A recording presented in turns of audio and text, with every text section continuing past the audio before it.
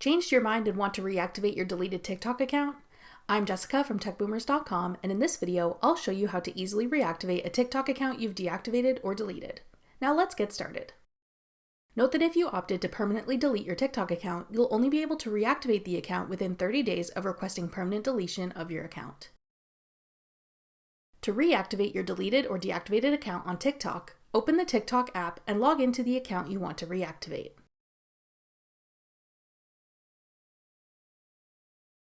At the bottom, tap Reactivate. Your TikTok account will then be restored, with all of your content, comments, likes, and followers still remaining.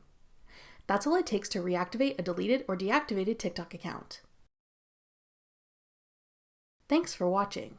If you found this video helpful, we'd love it if you'd hit the thumbs up button below and subscribe to our channel. We put out great new tech tutorials like this one every week.